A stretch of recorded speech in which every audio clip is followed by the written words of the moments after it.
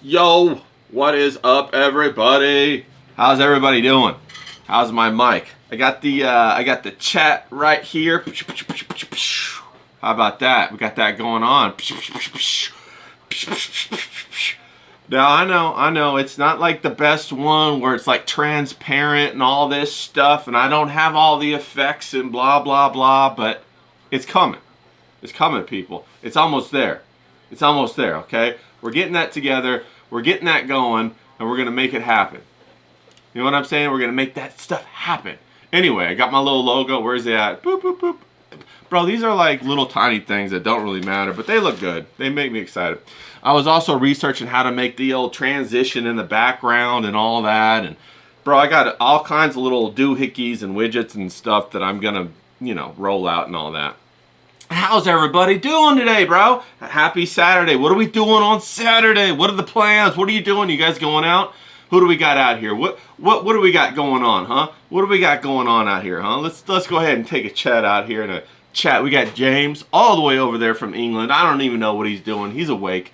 We tried to have a little chit chat with James, but it was my fuck up. We did an interview the other day and had an echo on his side, and it was because I couldn't configure the stuff correct. But you know, I got it fixed now, so we're gonna get James back on here. We got the old Poop Cooler out there. Poop Cooler, who's a legend.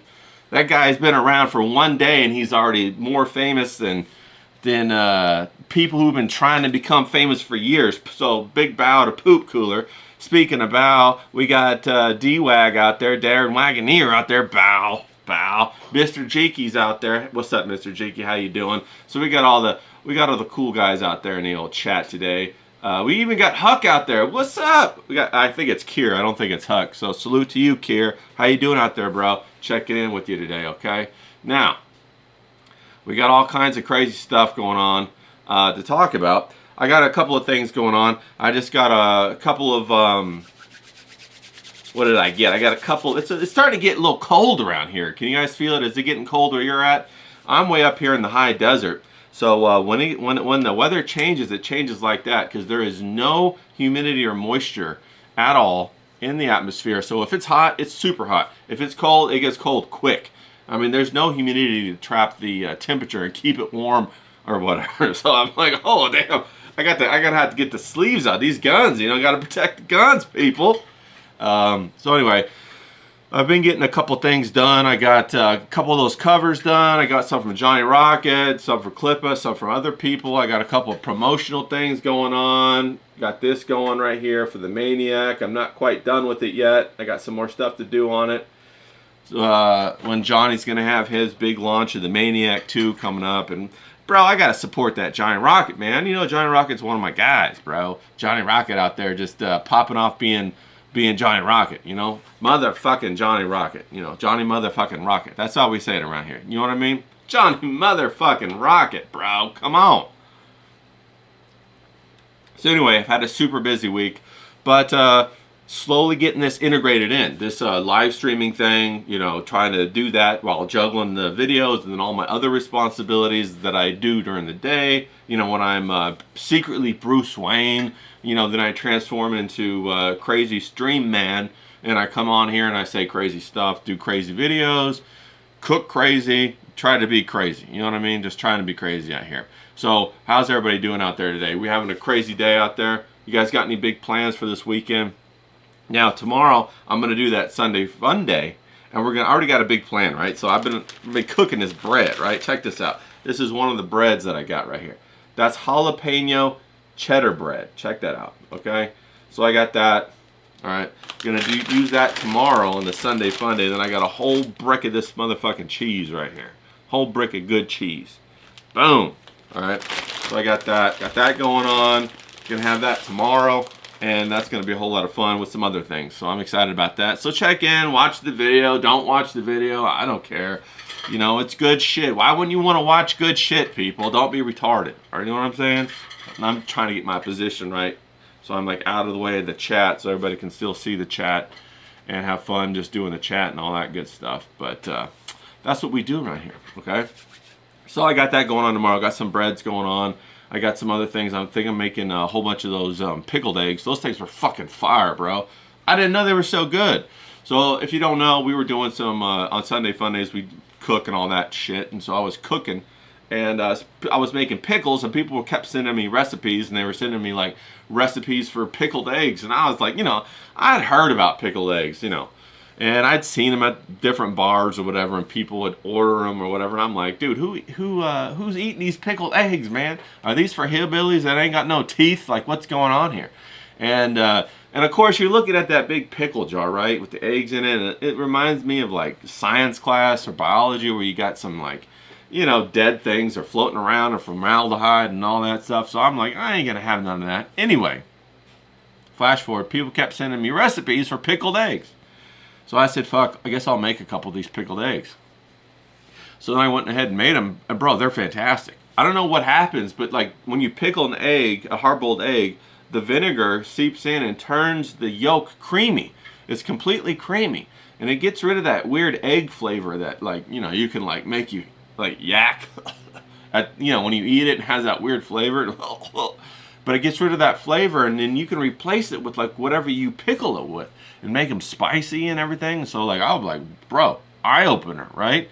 It's like the first time, like when you're young and you discover titties, you're like, whoa, the world is now different. I see titties everywhere. And but pickled eggs, I'm like, damn, pickled eggs is dope. Who knew about pickled eggs? I guess all these toothless hillbillies were right about the pickled eggs. You know what I mean? So we got Chess Grinner out there. What's up, Chess? Good to see you. Hope that move's going good. And he's out there traveling around somewhere out in the middle of America, trying to move from one place to another. And then, you know, it's a big, huge ordeal. So I hope everything's going good for you guys out there during your move. But yeah, the pickled eggs, man. And so the pickled eggs are incredible because you can, you know, layer the flavors inside of the pickling agent. You can make it heat. You can add sweet if you want. You can, you know, obviously you can have that tang of that vinegar, which is fantastic. And you know, we made that pastrami like 2 weeks ago, and I still got shit ton of that fucking pastrami, bro. Whoever wants a pastrami sandwich, come on by, because I got pastrami coming out of my ears. And but it goes great with all the pickling agents because, you know, you got the saltiness of the pastrami with the nice pickling agent of that vinegar kind of pickle with the crunch of the vegetable. Oh, it's good. And then the egg. Oh, it's fucking fantastic. I remember the first time I ever had, like, you know, things besides pickles that were pickled. I went to some Korean restaurants, and they, you know, or Chinese restaurants, but Korean mostly, they put out like that little plate of pickled stuff. And you, like, you know, you get your chopsticks and you go, and you don't like it. And I was like, oh, I don't like it. You know, because over there in Korea and Asia, they have a completely different, like, flavor profile, flavor palette, you know, taste palette. And they got some flavors over there, like, you're just like, I don't know where this came from, bro. I remember the first time I had chicken over in China. I went to this restaurant, and I'm always with people. When you go to China, you're always with people, right? And because, you know, I don't know if you know this, but if you're an American and you go to China, you have to be escorted by somebody from the Chinese government. And normally, if you go if you go in a you know, a visitor, like a touring package, whoever your tour guide is that representative or whatever. And you know, you have to get a visa in order to go over there and all that kind of stuff. And so you have to have somebody kind of step in and say, yeah, I take responsibility or whatever for this guy. Anyway, I went over there to visit factories, right? So I was going over there to visit different factories. You know, I went to from Shenzhen down there in the south, and then Guangdong, you know, and driving all up, and I went all the way up around the coast, and I went to Ningbo, and then I went all the way up even further than that, and Shanghai and north of that, and I went all into the little factories and visited all the little factories. Anyway, when you do that, the people who are in charge or looking out for you are the factory owners. You know, they're the government representative that looks out for you. And of course, whenever you go over there, you go into the factories, of course, you represent, like, business, right? To them, they look at you and they see access to the Western market, and they're all excited because they're like, oh, this guy's going to come over here, and we're going to, you know, if he's over here, we can wine and dine and 69 him and get him all excited about doing business, you know. And so they really do. They, like, push it to the nines. They wine and dine and 69. And if you into whatever, they into giving you whatever. And I went over there with the owner of the company that I worked with at first, and we went through all these factories. And then the owner of the company had to go somewhere else, and he went to somewhere in Greece, and he had to go to a meeting or something. So he flew over there and left me to go through the rest of the factories. And anyway, I had the owners, because at that time I think I was maybe in my early 30s, and so, you know, when you go over there and you represent a company in China, they all look for the older man with the silver hair, you know, in his 50s or 60s. That's who they're looking for. That's who they're trying to impress, is that guy, okay? They could give a fuck about some young guy in his 20s, 30s, or 40s even. They don't care because they know you're like mid-management or below, and they don't want to deal with you because you're not a decision maker, right? You don't have the purse strings, okay? You're not the guy that's deciding like if you're going to buy 2,000, 3,000, or 10,000 of those units, right? And they want that guy. They want that guy who's going to make that decision because they're going to take that guy and they're going to take him to the best restaurants. They're going to take him to the best bars. They're going to take him to the best whorehouses. They're going to take him to the best karaoke if that's what he's into. Whatever he's into, they're taking him there and they're going to fucking get fucked up. That's what they're going to do. And that's what they did. That's what they did. So when I was with my boss, I was just kind of, the owner of the company, I was just kind of tagging along with him, right? And he was in his, I think his mid-50s, and he was a good guy, big, tall guy. So he really, gave a very strong visual, impression, because he's a very tall person, and he's a big guy. And, we're over there to invest or purchase or, buy 100,000 of whatever from whatever company or whatever. And so all of these, factory owners were like so excited to see him because they're like, oh, there he is. There's Big Daddy. Big Daddy. He make all decisions, And they got that broken English. And you know what's funny about that is like when you're over in China and you're speaking broken English, they appreciate that shit, bro, because they can understand you. They understand what the hell you're talking about. And so I remember being over there and speaking in broken English, and people were like, I would stream it, not stream it, but I would do videos and then I would post them when I was over in China, and they would say, "Oh man, why are you talking like that? Are you making fun of the Chinese?" And I'm like, "No, bro, they understand it. It's easier for them to understand if I speak like that." And I cut out some of the words and whatever. And bro, honestly, you just want to communicate and get your fucking, your coffee or whatever it is, and so you'll do whatever it takes. I'm not over there trying to trip on Chinese people by giving them Shakespearean English, right? I'm over there speaking in iambic pentameter. Oh, doth thou have the cappuccino preparedeth for me at this fine hour yon morning? And they're like, what he say? What he say? I don't understand. And so that's what they say. And so it's much easier if you say, oh, coffee now? They got that. They understand that. And they say, oh yeah, coffee now. Okay, I'll give you the coffee now. So they give you the coffee now. And what they would do is then they would be all excited because I had the owner of the company there, and as soon as they realize he's not just the boss, he's the owner. Oh, bro, it's over with then. It's over with. I remember we were in Hong Kong and we were with some factory guys, and they took us everywhere.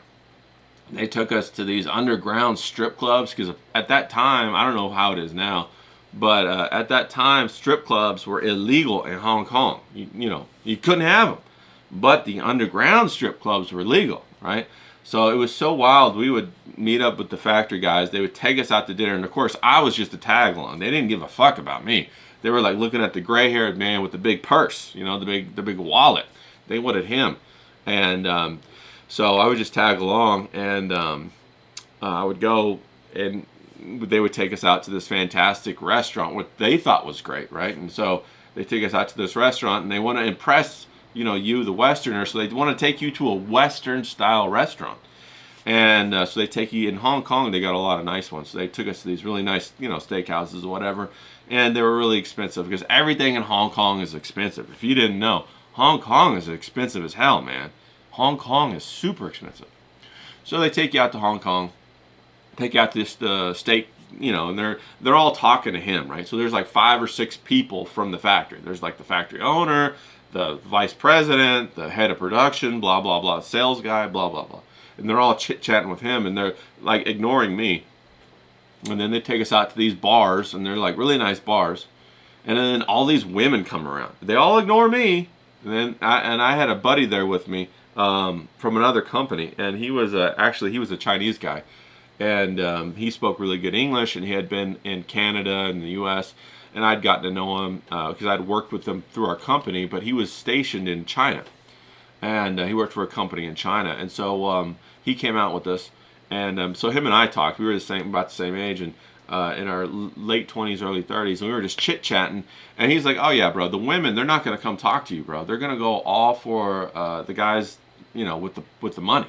And so it was true. We just sat there, and we just ate and drank or whatever, and all the women would walk by us like smoke shows. Beautiful women would walk right past us, like in their 20s, right past us and right to all the older guys, right? All the guys, all the grandpas or whatever. And it was so funny, man. I was remember watching my boss. He was having such a good time, getting all this attention, being so excited about all this. He fucking loved it. You know what I mean? And so I thought that was hilarious. But yeah, that was wild. But anyway, so then, after that, they want to take you to all the fantastic massage parlors. Oh wait, no. After that, they take you to the strip clubs, right? They're like, hey, you want to go to this other bar? And that's how they say it. They don't call it a strip club. They say this other bar with the nice waitresses or something. They say it like that. Everything's in code over there. So then we're like, yeah, let's go to that. Or not me, but my boss was like, yeah, let's go to this bar, blah, blah, blah. So we went to this bar, and it was actually in this like high-rise building in Hong Kong. And so you have to go to the certain floor, and of course, like when you go into the lobby, in order to go to the certain floor, there's a doorman down there, okay, at the lobby. And he's in a suit or whatever, and you have to go to the doorman and tell him you want to go to that floor, and then he goes in the elevator with you, and he has his own little magic pass card he puts in, and he pushes the button to go to that floor so that you go up to that floor. And so, obviously that's a layer of security, and he won't let you in unless you're going to go to that, go to the strip club, and you've been okayed to go to that undercover strip club. So then, we got okayed, and so there's a whole group of us, maybe like 8 or 9 guys or whatever in this elevator. We're all going up, and we go in, and like the doors open, and and you're in a lobby. It's just like a normal building, and so you're expecting the doors open, and it's going to be like, I don't know, like an office with cubicles or whatever. But no, it's not like that at all. It opens, and it's a full-on party bar. It's got the wood floors, marble floors. It's got the tables everywhere. It's already dark. It's got lights going off. It's got stages, and it's a full-on like strip club. It's like out of a movie, bro. And you step out in there, and immediately there's a hostess there to greet you. And she took us all to a table, and it was this big-ass table, and there's strippers walking around everywhere. Strippers up on the 2 or 3 different stages. And they would bring all kinds of alcohol or food or whatever you wanted. And bro, I just remember being like, wow, this is straight up out of a movie. I cannot believe this. This is incredible. And then, and of course the women were incredible. They were beautiful. They had Asian women. I remember I met a woman there from Moldova, and she spoke 5 languages, man. She spoke 5 languages, and I couldn't believe that she spoke 5 languages. I was like, what the hell what are you doing here? You speak 5 languages. You could like go be an interpreter. What are you doing? And she was very attractive, and there was all kinds of other women. There's black women, Russian women, Eastern European women, Asian women, Japanese women, Korean women, all kinds in Hong Kong. And she told me that Moldova was basically a shithole, that they just had grapes and made wine, and if you wanted to make any money you had to get out of the country and blah blah blah and all this kind of stuff. So of course now I'm looking back and I'm thinking about like how many of them were trafficked. I don't know, if you're going to get from one country to another, I mean, somebody's got to traffic you, right? You don't just, as like a 19, 20-year-old girl or however old that they were, you don't just all of a sudden say, I'm gonna go to Hong Kong. I'm gonna go to Hong Kong and get this job and make all this money. And I don't have any money now, but I'm gonna go ahead and pay for this plane ticket and this travel and this hotel and make all these connections that I didn't know. So thinking back now, it probably wasn't very, very awesome. You know what I'm saying? But I met all kinds of women, bro. All kinds of women, and beautiful. They're all beautiful, and whatever you wanted to do. They went back into the back room. There was gambling. There was everything going on there, and I was just soaking it all in. I felt like I was in a James Bond movie, like at some kind of like Casino Royale or something. And I was just trying to soak it all in, and of course I got fucking hammered. and I could just sit there and like they come around. You want to go to the back? And I was like, bro, I can't even walk.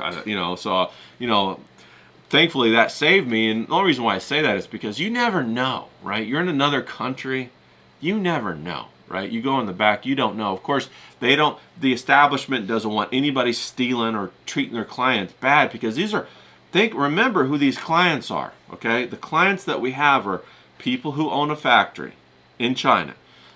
They have the other company owner from the West, right? And he's the access point to the market to have sales in the West. So if anything happened to either one of these two men, it would have been very, very bad for the people in that strip club. I'm talking like people gonna die bad. You're gonna fuck up like it's a big deal over there. And so they wanted to make sure that everybody was safe, everybody was taken care of.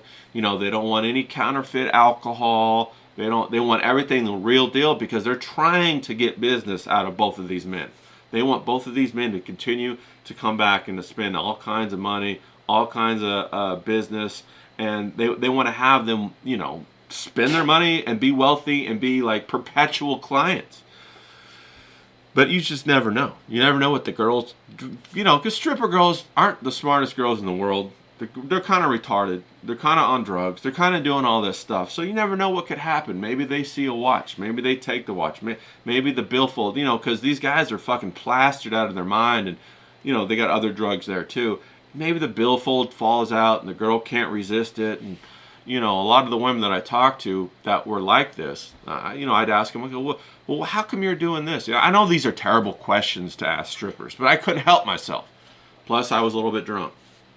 I was like, what are you doing here? What because one of my things I love to do is to figure out what makes people tick. Like, why are they doing what they're doing? Why are they doing all these things? And yeah, I saw D-Wag said it sounds like a freak off. And that's true.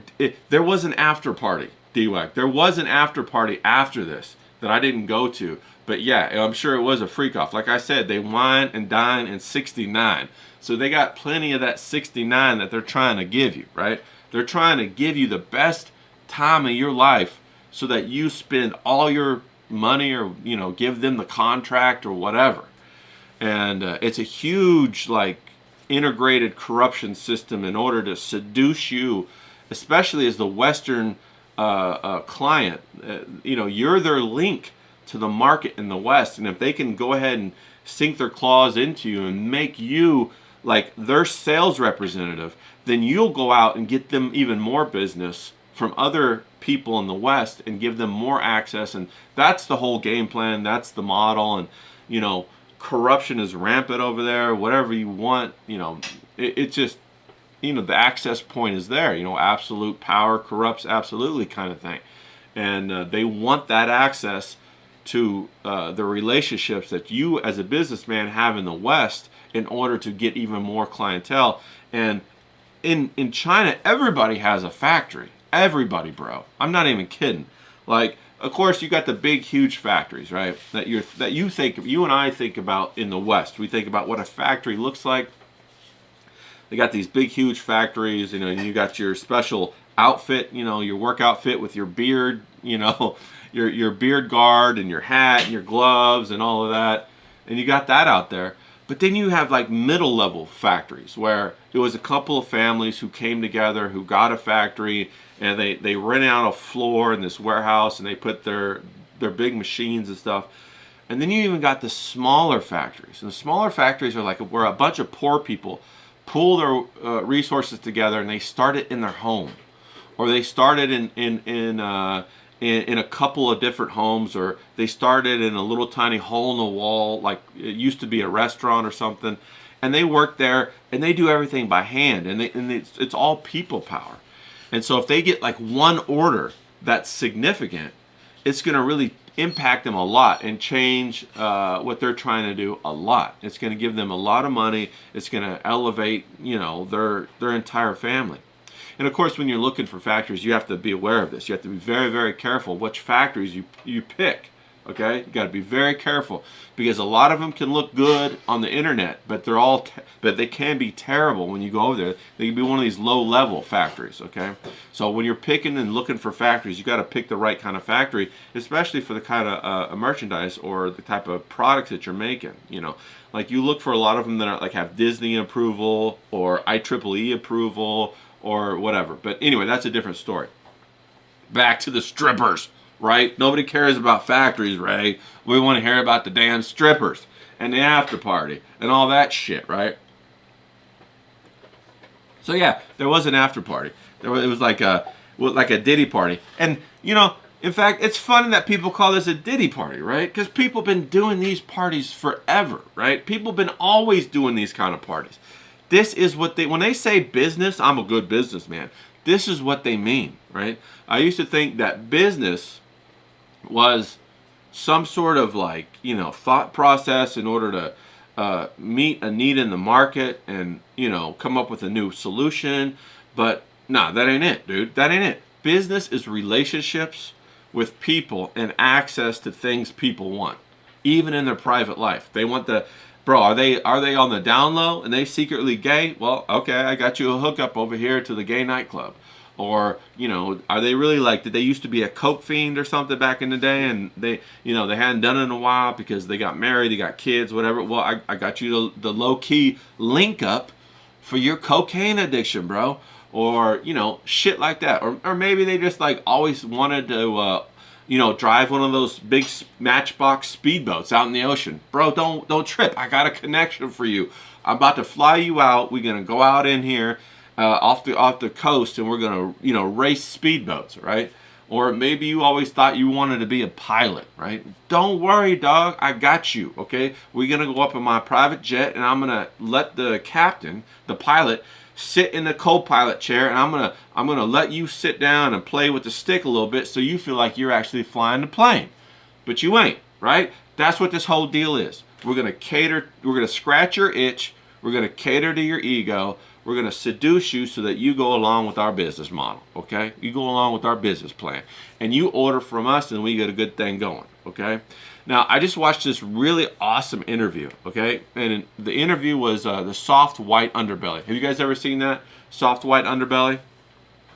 With Mark Liotta and Soft White Underbelly. Well, he just interviewed this guy, right? And this guy was, he worked with the Cartels. And he went to USC with the Trojans, University of Southern California, and he just did this 2-hour interview. And it was basically about how this guy went to college there, started using steroids, and then slowly became involved in gambling, and then slowly became involved in the cartel, and then went to prison for 10 years working with the cartel. Okay. His description of business is exactly what I talk about when I say cocaine business model. The cocaine business model. So I'll put that in the links or whatever down below or whatever in the description when this is over with. And you guys go watch it. It was a fucking great interview. And he talks about how basically he was put in situations where he didn't know how to solve the problem, but he kept going until he solved the problem and he scratched that itch and then he became successful. And that is what good business is, right? That's what good business is. You find the itch, you find the leverage. You already have to have a good product, right? That goes without saying. But when you're out there competing with so many people, everybody's got a good product, especially nowadays, right? So say, for example, we're talking comic books or something like that, right? Well, everybody can put together a comic book and go have it printed, and it looks great.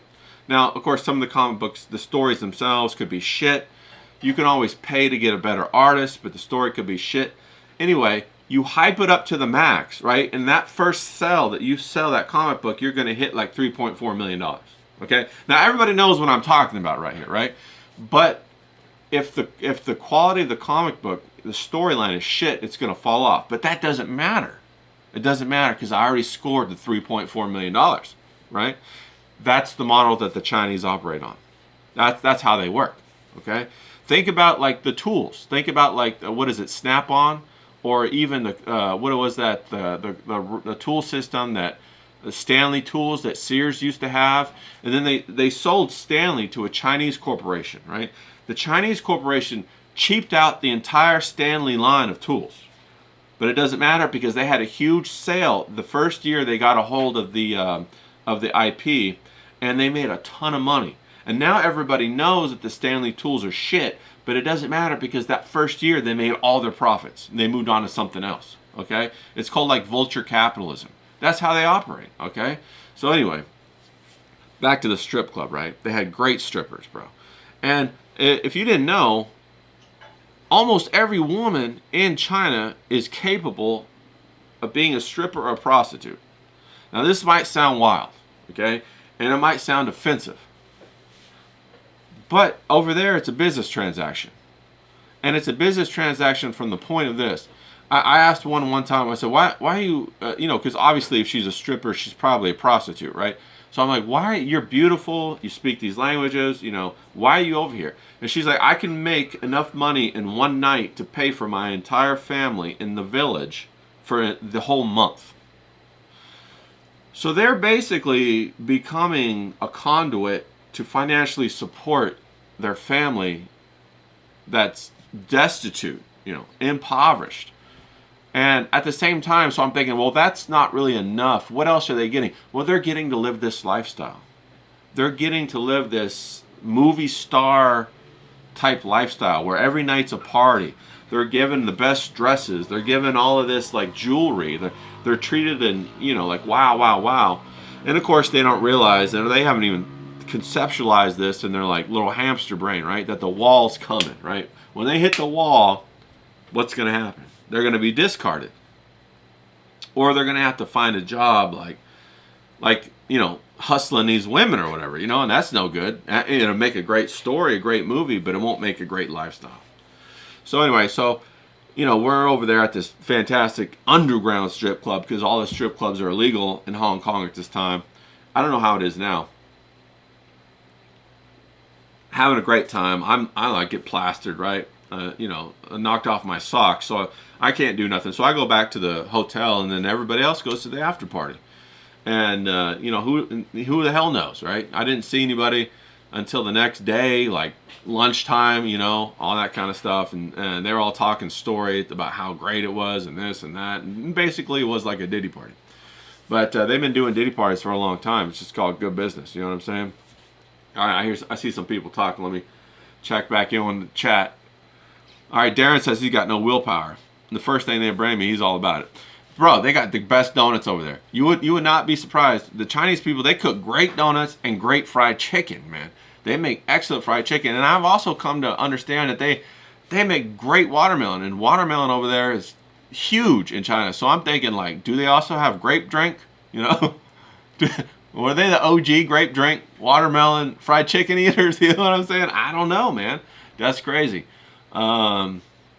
Poop Cooler says he's back. Hey, what's up, Poop Cooler? Good to see you, bro. Anyway, so then the next day I get up and we go to lunch or whatever, and it's fine, and they all have a good time, and they're talking and whatever. And of course, once you come back to America, nobody talks about any of these stories. Nobody. It's hush hush. Secret, okay? Secret, right? And so that's kind of like what I was going to talk about today was a little bit, was this whole secret. There's like a big secret underbelly that runs underneath the entire economy of the world, right? This big secret that basically facilitates the entire top side of the experience that we experience. And I remember somebody likened it very much to Disneyland or Disney World. And in Disney World, they got the whole top, right? The whole top of the Disney World, which is like, the rides. And you got the Mickey Mouse and the Goofy, and they're running around, and they're out there, and they're doing their thing. And you got all of the workers, and they're like doing their thing like this, they're all excited. But then there's an underground. You go down into the tunnels. And at the underground is where everybody drives around, where they drive all the supplies to the restaurants, and then it goes up in an elevator or whatever. And then like all of the when the people are done with their shift, they go down into the tunnels, take off their Mickey Mouse head, and they're like, man, fuck this shit, man. All these fucking kids out here, motherfucker, blah, blah, blah, blah, blah, and all this kind of. So there's this seedy underworld where the people who pretend to be a character up on the top become who they really are in the bottom. You know what I mean? And that's kind of like what I'm talking about with the way that the economy works, the way that business works, the way that this whole thing with China works and other countries and all this kind of stuff. There's this like idea on top where, oh yeah, we go to this business meeting, we got our suits and our ties on, we do our handshakes and our bows and all that kind of stuff, and we pour our tea in our little coffee cup, and we say, oh, your culture's so good, you know. And we go, oh, hey, I brought you a gift, you know. And the other guy, oh, that's great, I brought you a gift, thank you, yes, okay. Well, I hope we can make an agreement on the proposal of the items and blah, blah, blah, blah. And that's what everybody thinks business is, who's not involved. But the real business is when you go to the strip club afterwards. And you had a couple, right? And on the golf course or whatever, you've had a couple. And you're sitting there and you got like some girl dancing above you, and you know, she got big old, you know, double D knockers shaking, and you're sitting there cutting your like fucking prime rib, and, you know, give me that horseradish, and you got your shirt on, the tie's off, the sleeves are all rolled up, you're getting the sauce and the gravy all over your shirt, and you're spitting, and you're half drunk, and you're eating, and the other guy's over there, he's doing the same thing, and he's half drunk and he's eating too, and you say, okay, listen, we got to do this business, but the only thing I gotta have, you know, I gotta have it for $5 a unit. And then the other guy says, oh, $5, fuck me, $5 a unit, I can't do $5 a unit, I gotta at least have like $4.80 a unit. And the other guy says, well, if we strip out, you know, this O-ring and we put it instead of rubber plastic, we could do $4.80. And they go, okay, fuck yeah, let's do that. Fuck them, let's do it. You know, that's business. That's really what's happening. Okay, that's what's happening. That's how these business deals get done. Okay, and everybody that is in the company, and they say they're like the VP of sales, and they say they're like the director of overseas procurement, and they say that they're like, you know, the vice president of vendor relations and customer facing, blah blah blah. It's all bullshit. There's one guy at the top. Okay, there's one guy at the top, and he's the one that goes to the strip club. And he brings a couple of other bros with him. There's another guy at the top, and he comes out too. And you only get them out when it's at the strip club. Otherwise, they're like, bro, I don't want to fuck with it. You know, get the VP of procurement or the director or the manager or the senior manager. Get them to handle it. But when it comes down to making the choice and really doing the business, the main guy comes out. They say, okay, we'll do it. This is how we're going to do it. Then they let everybody else figure out what they said, how to make it happen. That's what happens. That's the secret business that goes on. And the secret, I haven't even talked about secret societies or anything like that. I haven't even talked about anything like that, okay? Let me check back in with everybody over here. We got a Poop Cooler saying, please, my mom calls me Poop. Okay. Call me Cooler. Okay, Mr. Cooler. Okay. Got you out there. See how many park slopper restaurants you can visit before peak. Oh, Poop Cooler, are you going to Disney World or Disneyland? That's badass. Okay, yeah. James calls it the black economy, and that's true. I think people call it like the red economy or something like that. It's the black money. That's right, James. They call it the black money. Now, there's a whole bunch of different facets about this black money economy. Okay, it doesn't just happen with products like in the manufacturing. It also happens in the financial industry, and this is huge. And there's a really good documentary out there called The Princes of the Yin.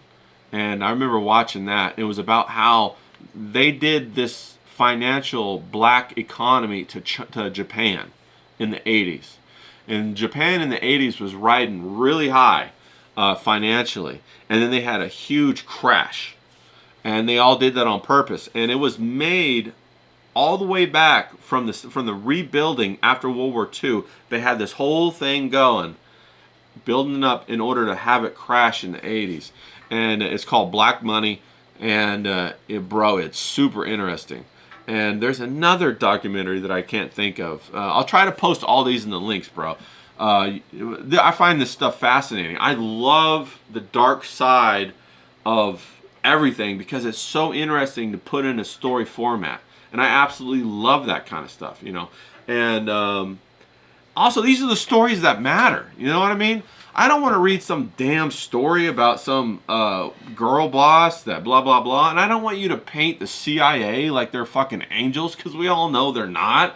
I want to see the real deal stuff, right? I want to see the real gritty. You know, like take the Punisher and then put him in one of these like scenarios where he has to go retrieve a girl that accidentally got stolen in another country, and it turns out it's the ambassador's girl, right? And so they can't find her, but so they hire the Punisher.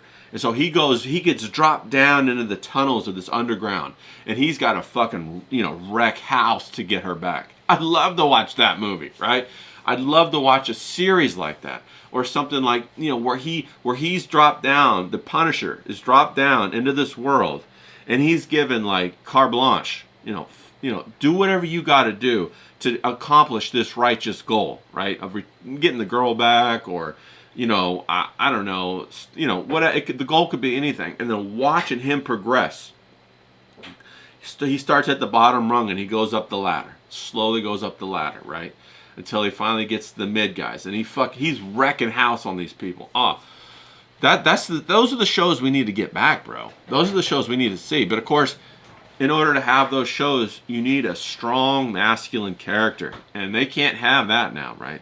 I want a strong masculine character, and I want him to be able to have, an unprecedented amount of violence that he can dish out. I want the violence that he dishes out to be unbridled, right? I want him just to get in there and fucking, a lot like the Maniac. The Maniac is actually who I'm talking about right here.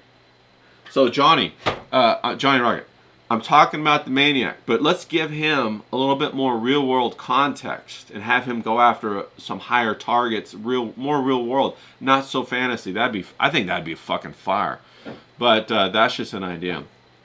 But anyway, so another thing I've been watching is this guy who did predictive history, and he's a Chinese guy on YouTube, and he talks a lot about the secret societies, and what he's talking primarily about is as if it were a thought experiment. And I like how he does it, because he says, now, what if we were to think about this? How would it go? I'm not saying it's how it is, but what if we thought about it? How would it be? So he's kind of protecting himself by calling it a thought experiment. And he discusses, one thing he really discussed was that if you're trying to win a game, what's the best way to win a game? Does anybody out there know the best way to win at a game if you're trying to win? I'll give you a second. Put it in the chat if you know how to win a game the best way. Put it down in the chat and I'll give you a second. Take a sip of my coffee here. Hey, what's up, Marge? We got Marge out here. Rawr. Mr. Jiggy says don't play. No, the best way to win is to cheat. Okay? The best way to win a game is to give everybody rules that you don't have to abide by. So they're all, slowed down, but then you can go ahead and cheat. Now, in order to cheat, you have to make sure they don't cheat, right? So you have to give them rules where they can't cheat. But then you also have to ally with people, okay, to cheat so that you can even win even faster. But you have to make sure these other people do not ally, okay? So then that gives rise to the concept of secret societies. So I thought that was a brilliant idea. And then within the secret societies, you need ultimate loyalty. So how do you bind people together with loyalty? Well, he brought up the idea of taboos, right? You bind them together by having them commit taboo acts and then recording it, okay? And so when you do that, now they're all afraid of being exposed, so they're going to remain loyal so that they're not exposed, because they've all committed these, terrible acts or whatever that society has deemed terrible, and they're all gonna be together. Like, say for example they have a ritual where they have to fuck a goat or something like that, and then they record it. Well, nobody wants to be known as a goat fucker, right? So they're gonna go ahead and keep that secret, right? And they're gonna, protect so and so, because if I don't protect so and so, he's also a goat fucker. Then he's gonna expose me as being a goat fucker, right? So that's kind of how they do. So they bind together with this loyalty by breaking taboo, and then their alliance, they break the rules and cheat so that they can get ahead. And that's basically what happens. That's how this is. How these secret societies play the game in this black money economy in the underbelly, right? And then, of course, all of us up top who aren't associated with these people, we have to follow the rules. We can't break the law. We can't, jump to the front of the line. And if by chance, you do end up jumping to the front of the line, and this does happen, it happens because somebody's really good at something, or they're a genius, or they can play the guitar really well, or maybe they come up with an invention, or maybe they're a really charismatic speaker. They have a quality that these societies can't produce or they can't purchase, right? And that comes genetically. Maybe they're really attractive, I don't know. And that's the real currency in these circles. The real currency are those things.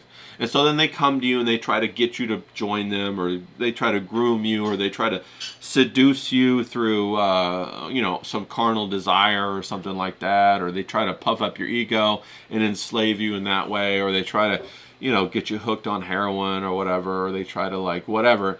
And some people, they do. I think we've watched what happened with Justin Bieber. You can make the argument that kid never had a chance, right? I mean, when you're 15 and you're over at Puffy's house, right, for a 48-hour stay over with Puff Daddy, what the hell is that all about, right? And he probably ain't even had alcohol yet. Here he is drinking some alcohol. They put a roofie in his drink. He don't even know what the fuck's going on. Before long, he's getting cracked wide open, getting stuff ran up at his backside, and then he's fucking toast, right? Because now he's been changed, right? That's what the secret society runs on, those alchemical processes of change agents. So they took something from him that he can never go back, right? So now he's invested in this dark side of the economy, this black money concept, which he doesn't even know what it is yet, but he's been invested in it because they took something from him. And now because it was taken from him, he might as well get the benefits from it. Because why would he want to have something taken from him and then not have the benefits, right? So he got something taken. What, is he supposed to just go suffer? The answer is yes. It would have been better for him just to go suffer. And then he could have probably recovered. He could have probably had a family. He could have probably found happiness. But no, they took it from him. And then he said, well, if since you took that from me, you're going to pay me for it. Well, now he's into the spider web deeper. And then it just more gets taken from him. Then he wants more money for it, or more fame, or whatever, right? So that it becomes a feedback loop that wraps him tighter and tighter and tighter and tighter into this system until he has no more juice to squeeze anymore. And he's been squeezed dry, right? And that's how this works. And then he's discarded. Because, of course, he's not a part of any of these bloodlines. He's not a part of any of these societies. He doesn't have a prominent position because he came into the group as a resource. He didn't come into the group as somebody who had allies or somebody who had benefactors. And of course, the best benefactor is going to be, your family member, your father, your grandfather. If you have a long legacy into these things, then you have a lot of political pull, right? But if you're somebody who comes in as a resource, the only political pull you have is your ability to give that resource that you have. And as soon as that resource dries up and runs out, bro, you're gone. You gone, because there ain't no friendships in this game. There ain't no mercy in this game. There ain't no bonding in this game. There ain't no love in this game. There ain't nothing in this game but transaction. This game is 100% transaction. And if you come in as a resource, you ain't getting a seat at the table, because the only people that have seats at the table are like the 5 families in the mob. And the families is what got the seat at the table. And they keep that shit tight. They don't let nobody in, okay? Unless somebody forces their way in, all right? So this is the kind of ideas that you got to think about when you're trying to look into these black money worlds, right? And the reason, of course, I like to investigate this is because from a storytelling standpoint, From a storytelling point of view, it's fantastic, right? This is the stuff that's fascinating, that's very interesting, and that's what we're doing. You know, right now we got our 30-day challenge. Shut up and write. Just shut up and write. And that's our 30-day challenge right now. And we got Mr. Jiki out there. He made a really good post, and he's been going along. And we're doing these, these little things, the exercises, and they're going to be important later. I'm going to show you why. We're building up those exercises in order to use. They actually have a purpose. But he did an exercise about the best gift given to him, and he talked about the dog, that he didn't want, that his wife showed up with and purchased, and it was too much money. He didn't want the dog, but then he fell in love with the dog. Then he had a great 4 or 5 years with the dog, and it become like his best friend. And that, bro, we all can resonate with that, right? We all can feel that. So right then with that story, he slipped in, and resonated with all of us about our favorite animal. So he's got us, right? We're already his audience for his memory that he's telling, and we're ready. We're held captive now for the rest of the story that he wants to tell, right? So that was fantastic, and I really enjoyed that memory. And Chess Grinner, he also posted something that was I liked a lot. It was really interesting. He talked about his favorite place where he would go out and he would sit down. It was around in this field or whatever, and there were mushrooms or something, and it was out by his grandfather or grandparents' house. And he would just go out there and let his imagination run wild. And so that seems like a very magical place, and I think that we all can relate to that because we all have a special place that we want to go, or that we visited, or we want to go back to, and it resonates with everybody on some level of who we are, of the humanity that we experience. And so on the top side of this world that we have, we got the Disneyland, we got the top side where the majority of the people exist that are caring and loving and empathetic and creative, and we think the world works this way. Then we got the bottom of the world where these transactional, I don't know if you want to call them parasites or like psychopaths or whatever, they run the underworld that facilitates the top world right now. It's not always been like that, but that's just how it is right now. It feels like, right?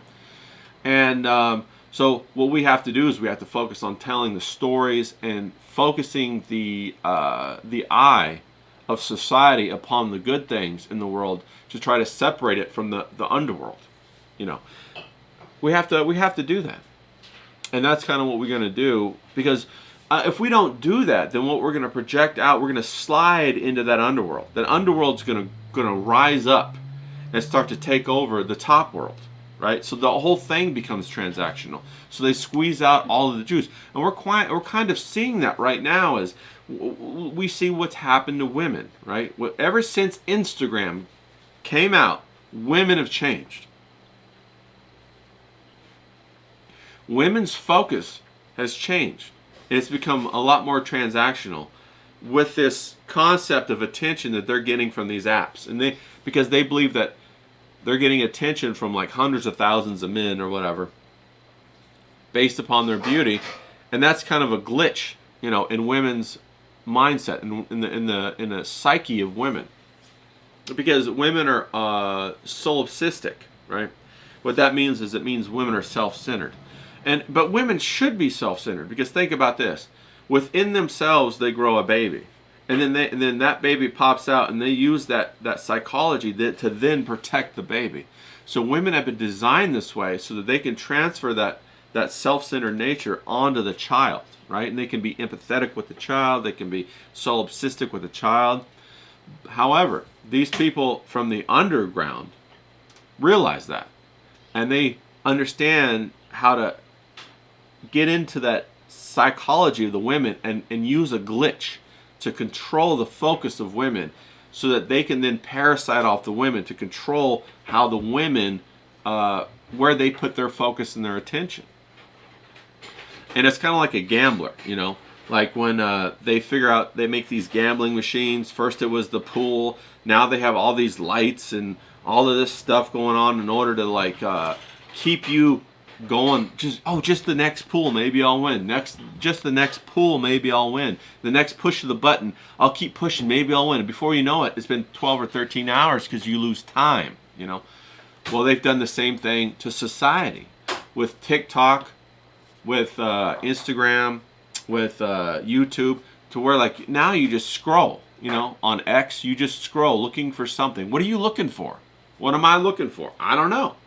I'm looking for something to trigger my emotional reaction, to give me a dopamine hit, you know, to give me like an excuse to get angry or to laugh or to be sad. And then what's the first thing you want to do? I got somebody hammering over there in the background. It's probably the Ravens, so they got to be a little more quiet. I'm sorry. But what do? Well, the first thing you want to do is you want to share that with somebody else. So now you're getting a dopamine hit, and then you want another dopamine hit from sharing it, so that that other person validates what you shared with them, even though none of it reflects you, who you are, or your work at all, right? You've become this kind of like this slave trapped in to passing these tokens around, okay? And that's kind of how this seedy black money underbelly is starting to slowly creep out of the tunnels into the top side of the world. And we're seeing it. You see it with OnlyFans, you see it with streaming, you see it with all this stuff, right? Where the people don't really create anything. They just kind of regurgitate whatever's given to them. And where does the stuff that's given to them come from? It comes from the underground. It comes from the seedy underground, you know? It's some sort of crazy thing that itches the carnal itch of who we are as people. Okay, so remember how I talked about the factory owner would want to give the boss or the company owner whatever he wanted, so they have their account with him. Well, that's now what they're doing to everybody, just on a smaller scale, with psychological techniques. That's it.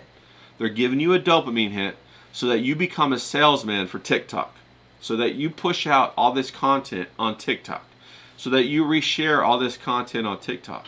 And then they rig the entire system of TikTok or Rumble or whatever with bots that you can pay for, so that they can jimmy whoever they want to be at the top versus whoever they want to be at the bottom.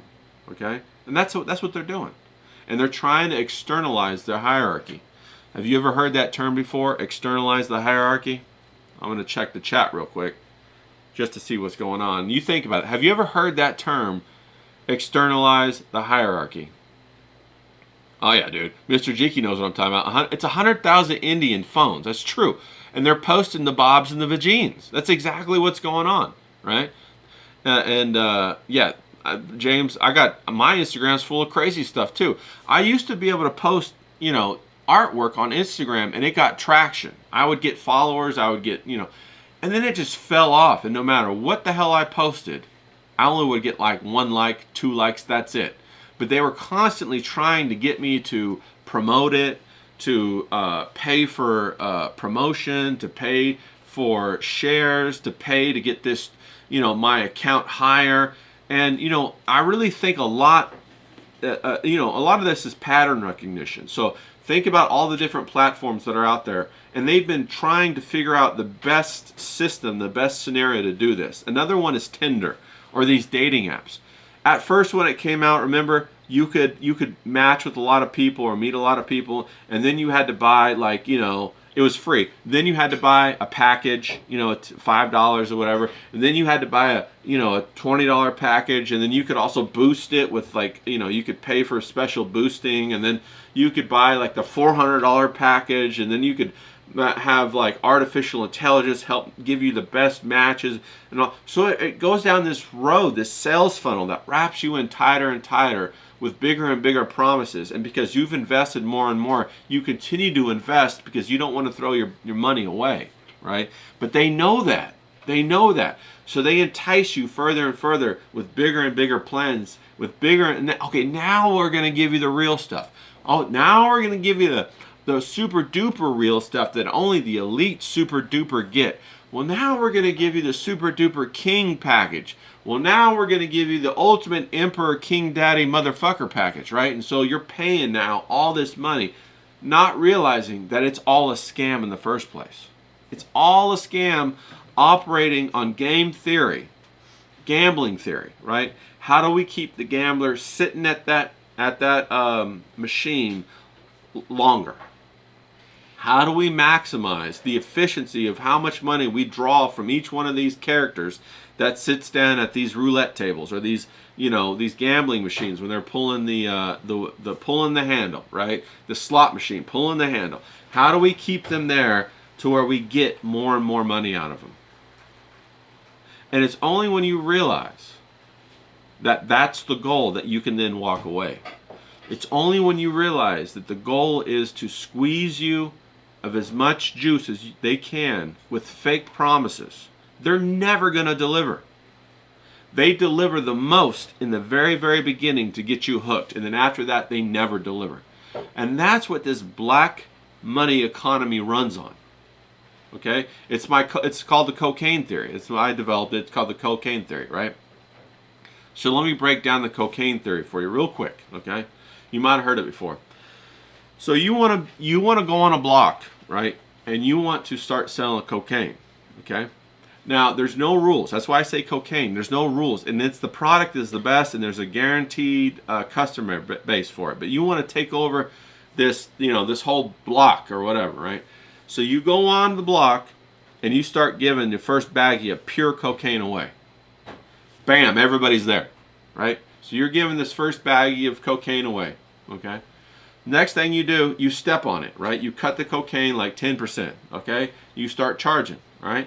You charge half of what everybody else charged, okay? Bam, your customers are out the door. Everybody's like, yo, this cocaine is banging, bro. As you go, you keep stepping on the cocaine, but you keep raising the price, okay? So before you know it, you only have 10% of the cocaine in the bag. Everything else is baby powder. And you're charging like 5 times what the other people used to charge. Okay? So you're making money hand over fist, right? Well, it takes a minute. It takes a while for people to catch on and say, man, this cocaine is trash. I ain't coming back. This is terrible. So they all leave. Okay? Then what do? You take your same cocaine. You get a different name, a different bag, 100% quality. You start the whole cycle over again. You give it away for free with a new guy selling it.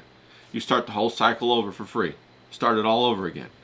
They come back. They get the cocaine. Wow, this is it, man. This guy over here, this new guy, he's got the shit. He's got it. You start the whole cycle over again, and you drain them of their resources until they ain't got nothing left, and then you start it over again. And that's what they're doing. They're draining people of their resources, their time, their focus. The economy, they're shifting the economy to more of a tech-based economy where it's all fraud anyway, people. It's all fraud. It's all their valuations on the stock market are based upon their views and their engagement, which they openly bought. They have fake viewers, fake accounts. They do it massively, okay? But they don't care. Why? Because this is an alchemical process to convert our economy over to a digital economy. That's the whole point. And they're using the addiction, the dopamine inside of people's heads to get them to addicted to this socialization so that they allow it to happen, so that they even pay for it to happen, okay? Now, has anybody taken a look at like how these AI data centers, has anybody out there looked into these AI data centers? I see Tank's out there. What's up, Tank? Is Professor Grass out here? What's up, Professor Grass? I didn't see if you came in. Oh, there he is. I see. What's up, bro? Has anybody taken a little peekaboo into these AI data centers? Anybody? Bro, take a look into these. They will blow your fucking mind. The AI data centers consume more electricity than most countries. Think about what I just said. It's a warehouse. Inside of the warehouse, they just have NVIDIA chips stacked in racks, fucking floor to ceiling. These things are massive. they're cooling, right? They used to have air cool, now they do liquid cooling, right? They come on, they're like 1 megawatt to 5 megawatt data centers, bro. That's more than some countries. They have such a high energy requirement that they are putting turbine generators that they're the size of buildings, and what they do is they consume methane, and they run for 24/7. You're supposed to have a special permit for them, but they don't. And everybody's complaining about it. Like Elon Musk just built this huge AI grok data center, and he's using turbine generators that are methane turbine generators, and he doesn't have any permits for it, bro. He's breaking all the EPA laws. What happened to the green the green people, right? The people out there that are saying, hey, our what about our the ecology of everything? What about, you know, what is it called? I already forgot. The word's slipping my mind, but they're all worried about, you know, the grass and the air and the EPA and all that. Bro, it's gone, right? And all of these people are drawing all this energy, all these data centers. What happened to the whole green energy with the wind turbines and the solar? That was all a scam, bro, because they knew they were going to build these AI data centers, and these AI data centers are drawing tons and tons and tons of energy, and there's over 5,000 of them. And they're building them everywhere. Go Google it. Go look up YouTube's. I'm not kidding. Nobody's covering this, okay? And they're starting to, they have such a huge demand for electricity that they're starting to build them next to nuclear power plants and connecting them right to the power plant, bro. It's fucking insane. And don't you guys remember when they were saying back in the day that we got to change to this solar power and all this stuff because nobody knows how to make transformers anymore, and if the terrorists come by and they knock out our transformers, it'll take us like 10 years to be able to manufacture these big transformers. Bro, that was all a lie. Because they're putting these transformers right on these data centers. Not even kidding. Bro, there's one, what's the one? I think it was in Memphis, Tennessee, is the one that Elon Musk just built. Go Google it. I'll try to find the video I watched. I'll put it down in the description, down in the comments. But it's insane. So that's an example of the secret black economy is starting to creep up, and it's going to impact us all, bro. That's what's happening. And it's all this transactional economy that's operating on this game theory in order to make us think that this is good for us, and it's not good for us. It's not. It's going to destroy society as we know it. It's terrible for us, right? Now, how do I know if somebody is on the same page as me from a society standpoint? It's not about religion. It's not about race. It's not about any of these things. I'll tell you what it's about. It's about the family unit, okay? If I meet somebody and they're like, yep, mom and dad should be in the house, mom should stay home and take care of the kids, both sets of grandparents should be a part of that family unit. We need a 3-generation family unit intact.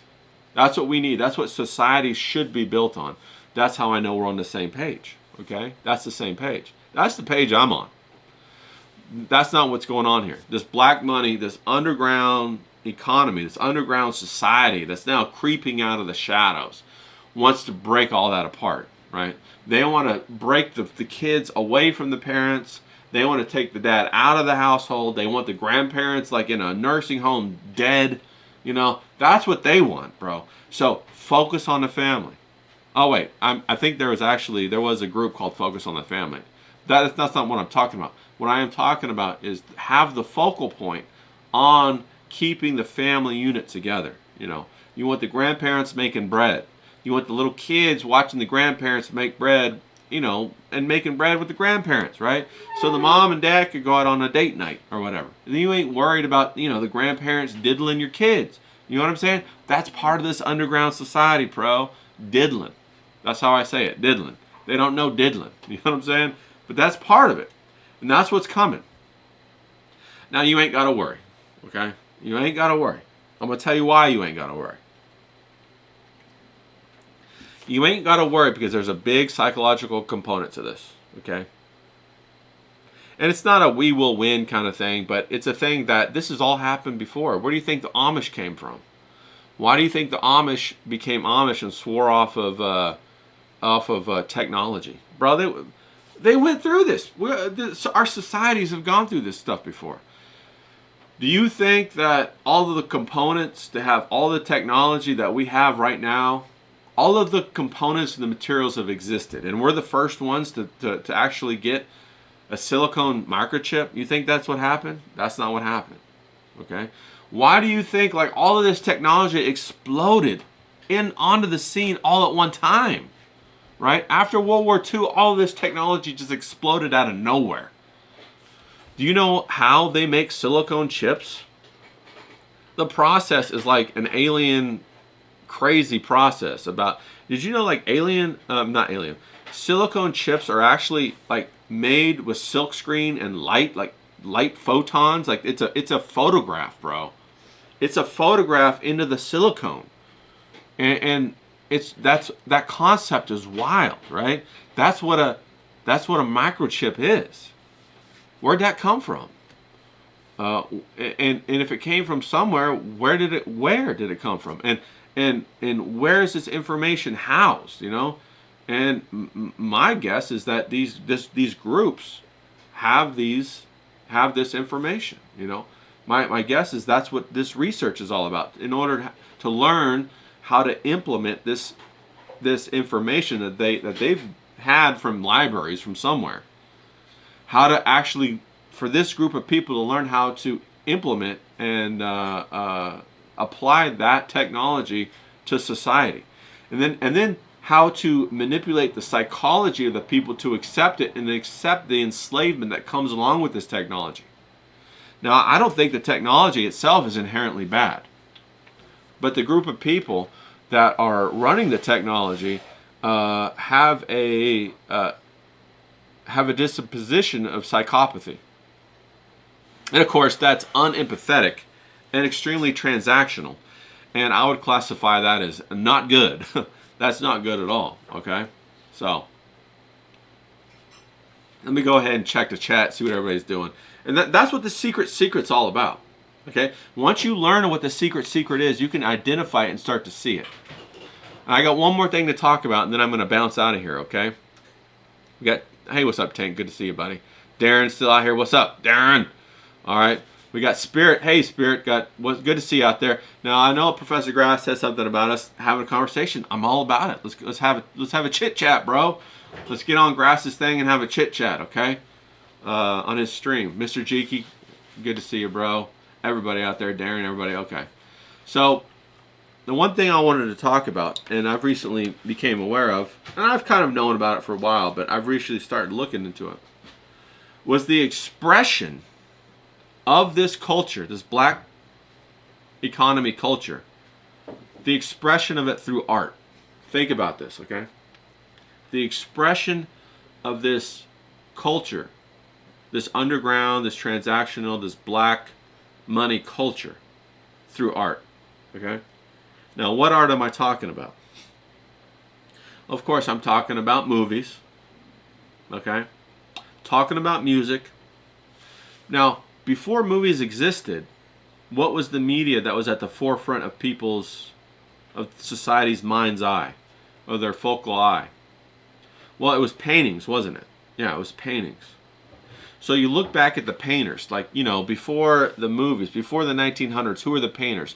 Well, we're talking about Salvador Dali. We're talking about Gustav Klimt.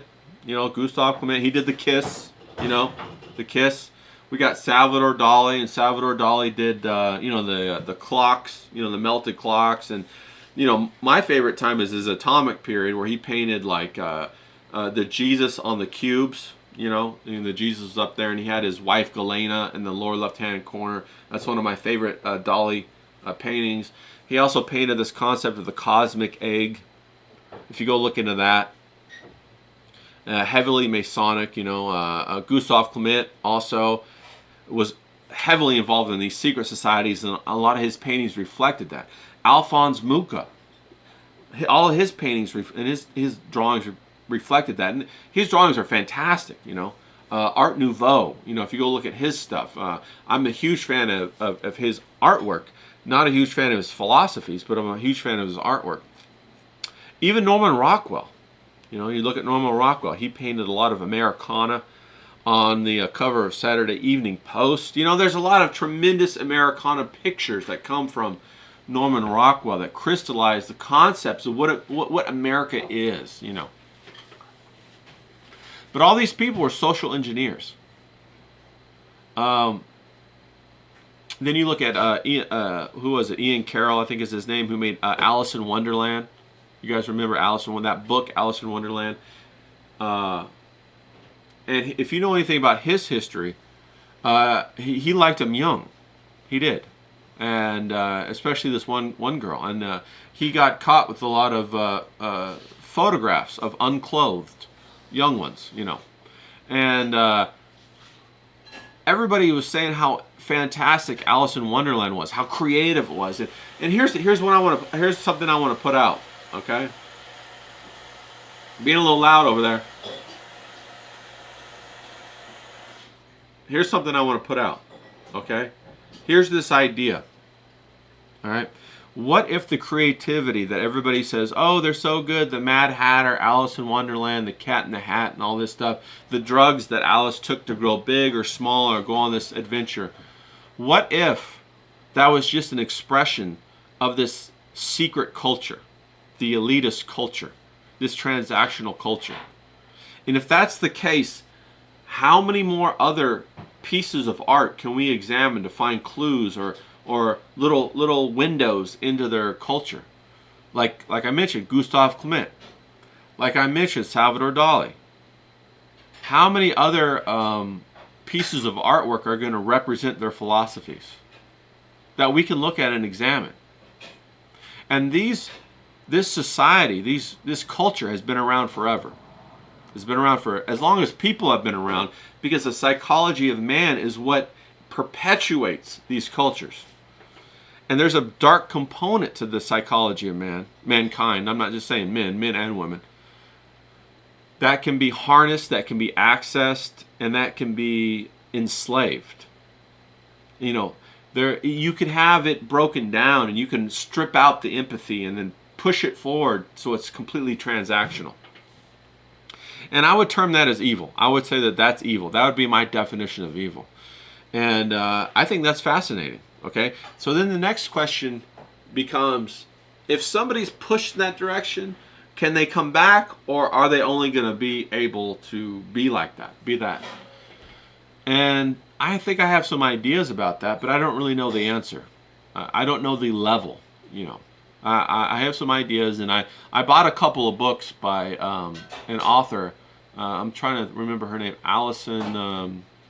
I forget her last name, but I'll try to put those books maybe in the little description. Or, you know what?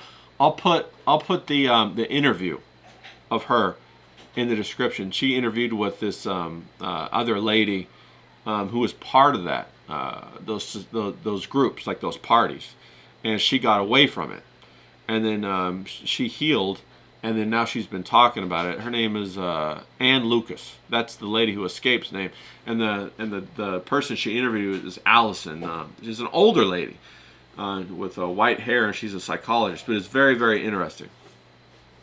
So that's kind of like a little bit of a wrap-up about when I'm thinking about the secret. That's the kind of things I'm trying to think about. You know, I'm trying to use my imagination as a superpower to peer into that world, and then use the clues that I have observed to put together a framework and an understanding of that world, so that I can better understand what's going on in our world right now.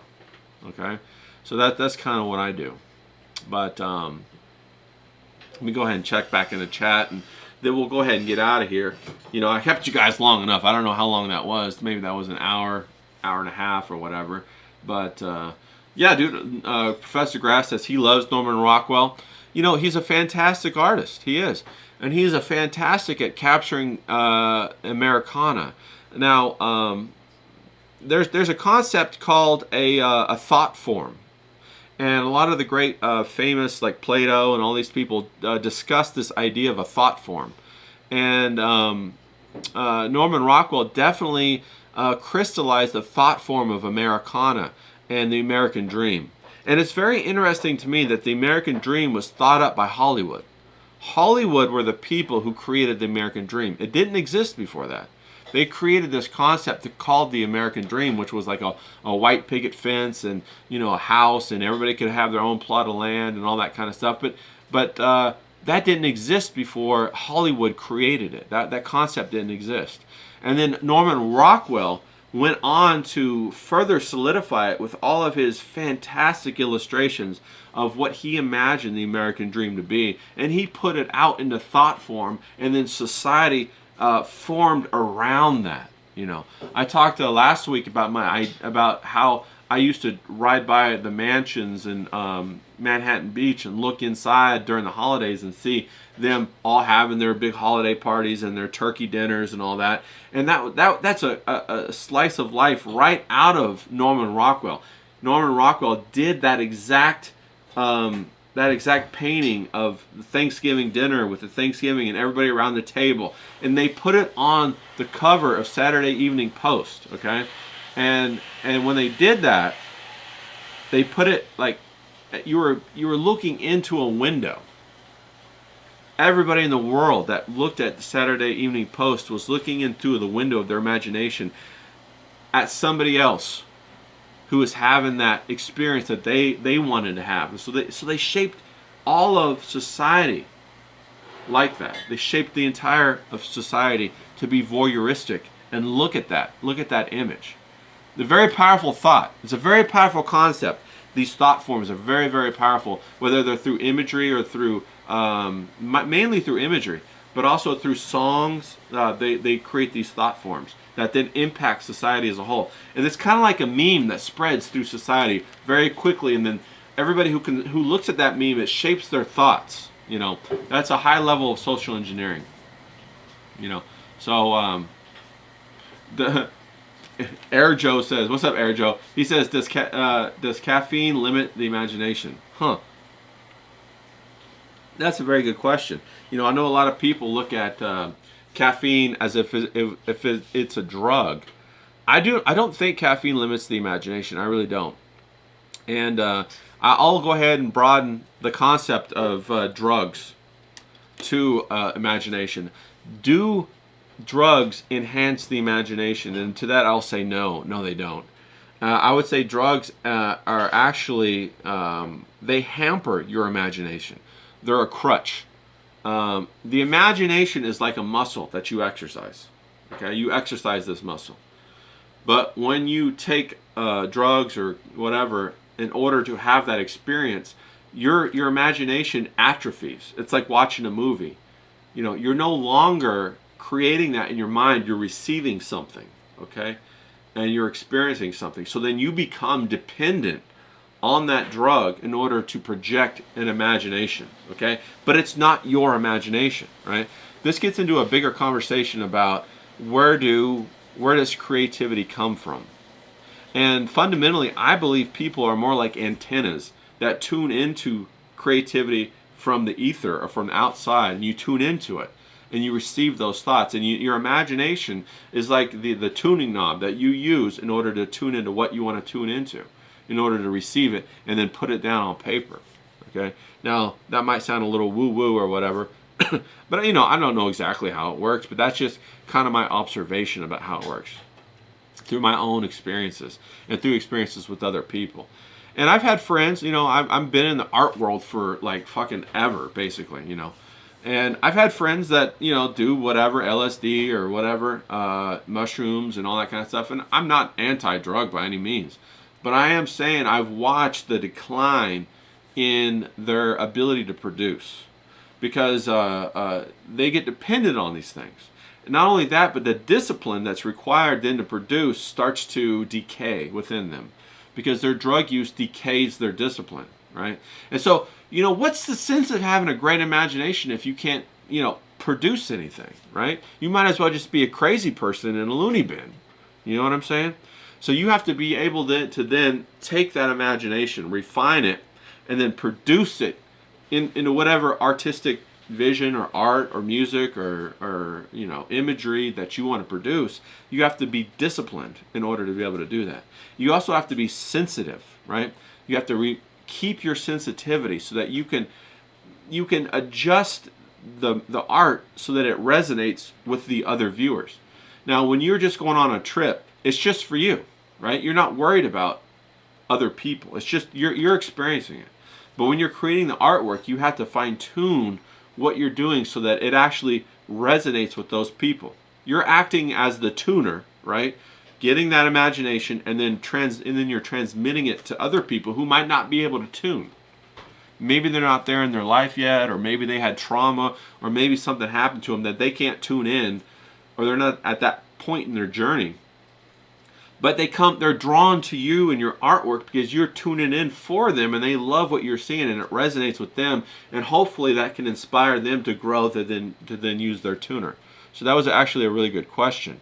And I don't think caffeine inhibits it.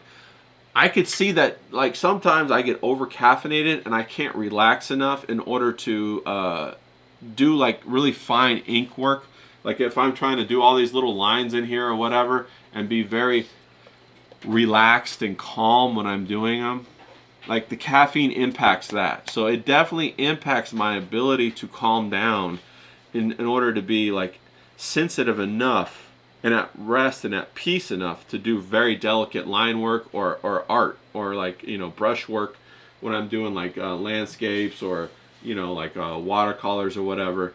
It definitely can impact that. So I would say you definitely have to monitor your caffeine intake when you're going to go produce your artwork. Okay, so I would definitely. Great question though. Thanks for asking that. Let's see what else we got. We got. All right. We got everybody out here. We've got Professor Grass. Shout out. James. Shout out. We got to get James back on. Sorry about that last kerfuffle that I did with the echo, but I think I fixed the echo, so we're gonna get James back on. We had a great conversation about what's going on over in England, bro. And so I got to get you back on. We got to have that conversation again.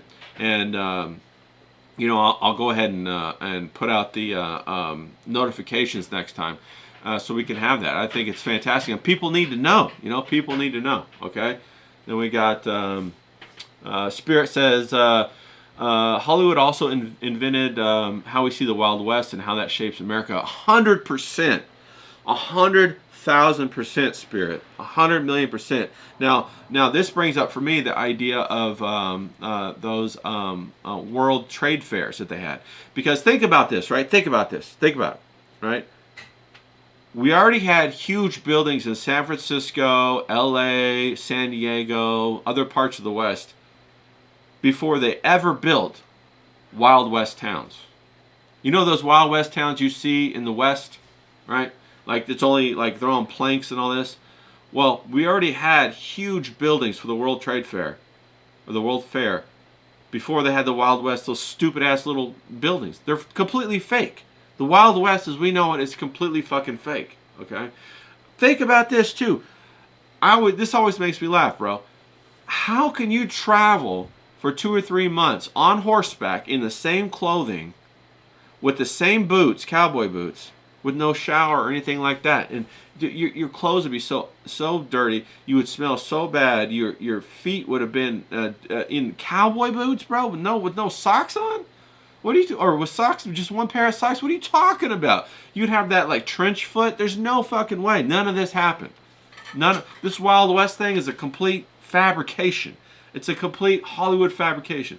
Bro, they had trains before we had trains, right? That already existed. These buildings already existed. The whole Hollywood concept of the movies is a complete social engineering fabrication, okay? Look into it. I'm serious. Spirit knows what I'm talking about. I hear you out there, Spirit. All right, Poop Cooler says caffeine is a nootropic. Yeah, it's true. It is. It's also a diuretic, I think. All right. Yeah, exactly. Spirit just said caffeine stimulates my pee gland, and it totally does. Now, when you're being using your imagination, you're using your pineal gland or pineal. He just said pee, so it got stuck. I used to know how to say it. The pineal gland. Little tiny. What is it? The little tiny. looks like a little gland in the pineal gland. Yeah, that's it. Okay, there we go. We got it. And that's the gland, or that's that that all of those statues of the Babylonian or the whatever those what are they called? They look like the pine cones or whatever. They dip them in their bags and their pollen. If you don't know about that, we're going to talk about it. There's some crazy stuff out there that the normies have no fucking clue about. Okay, why didn't they wear sandals? Joe said, I'm not sure. I'm just saying, like, how do they facilitate this lifestyle that they're showing on camera? And like, it doesn't work. None of it makes any sense, okay? Yeah, James says we can do a Monday rerun. Okay, we'll shoot for Monday. All right, Poop Cooler says third eye. That's exactly right. It's a third eye right above the brainstem. That's right. And it produces the ability to imagine, and some people have telepathy and seeing other things and seeing other realms and all that kind of stuff. And maybe, I don't know, I definitely know that once you start looking into this stuff, the world's a lot stranger and there's a lot more mysterious than what we've been told. What we've been told through movies or TV shows, or even our history's fucking bullshit, bro. A lot of people are making the case that there was never actually a civil war. That what happened was there was actually a slaughter from the north onto the south, and they all recreated the Civil War in photographs with clean outfits, clean. When you go back and look at the historical records of the Civil War, that it don't even look real. So I don't know what that's all about. That's crazy too. And you got the secret societies involved in all of this, right? You look at the French Revolution back in the 1600s. Supposedly, it was all started by Masons in order to reshape the entire society of France. And as you would believe, there are two big houses in Masonry, right? Which is a secret society. You got the Scottish Rite Masonry, and then you got the you got the what is it called? The other house, which is located in France, which is the Oriental House of Free Masonry. So that's all very interesting, right? And then you have the signs and symbols that run through Masonry that run into other secret societies.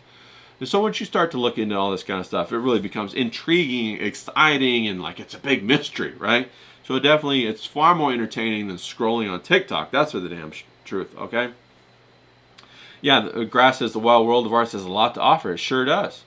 So anyway, all right, everybody. I think I chit-chatted your ear off. Hope you guys have a great Saturday. We're going to go ahead and close it down here. Thanks for coming out and hanging out with me.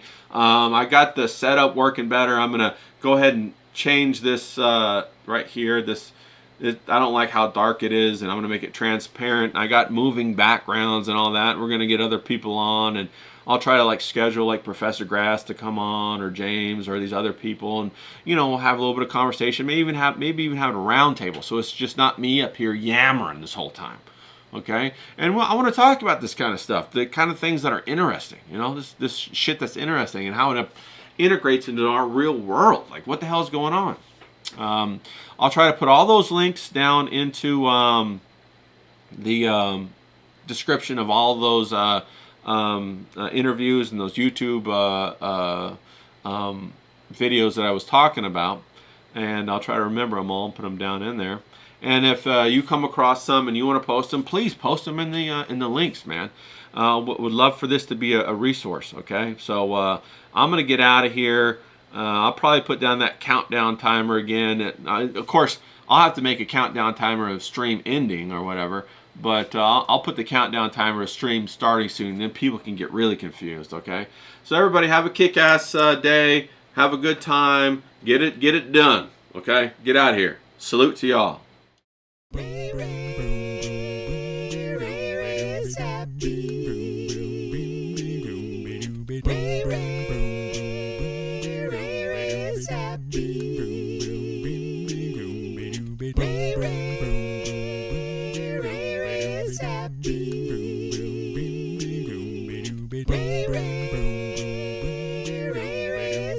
Happy.